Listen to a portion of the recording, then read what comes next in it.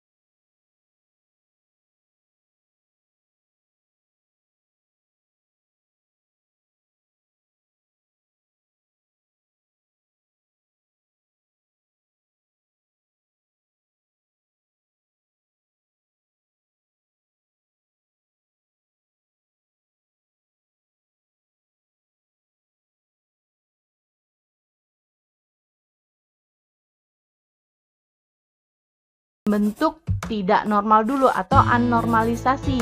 Langkahnya kita akan memasukkan semua atribut yang ada pada dokumen. Yang tadi saya katakan, baik itu dokumen masukan ataupun keluaran, tadi yang dari nota ya. Dimasukkan dalam satu himpunan atau bisa dikatakan dalam satu kotak atau satu tabel. Ada data anggota kita masukkan, data anggota itu ada apa saja, ada nomor anggota, nama anggota, alamat anggota, kemudian ada tadi kasir ya, berarti ID user, nama user, kemudian data buku, berarti ada kode buku, nomor pinjam, kemudian data pengembalian. Nah ini semua didata meskipun ada field yang sama. Namanya juga anormalisasi atau bentuk tidak normal. Jadi semua dimasukkan atributnya. Kemudian setelah kita melakukan anormalisasi, langkah berikutnya itu masuk ke bentuk normal pertama atau 1NF. Langkahnya yang pertama, kita harus menghapus atribut yang duplikat atau yang sama. Jadi nanti hasilnya menjadi sel yang bernilai tunggal atau bernilai 1. Hanya ada satu field tersebut pada himpunan baru. Ini kan yang tadi ya, bentuk anormalisasi. Nah, kita hapus atributnya. Nah, kita pilih tuh. Ini kan ada nama user di sini, ini juga ada, berarti dihapus.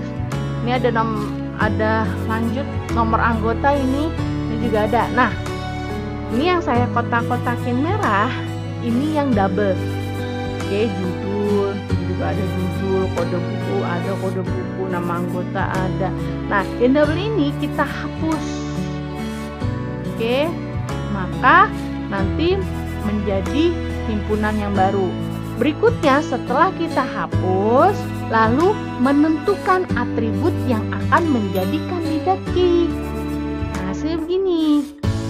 Untuk kandidat key kita berikan tanda bintang yang menjadi kandidat ya, kandidat kunci. Misalnya saya memberikan kandidat key pada nomor anggota, kode buku, nomor pinjam, nomor kembali. Langkah berikutnya kita masuk ke bentuk normal kedua atau 2NF.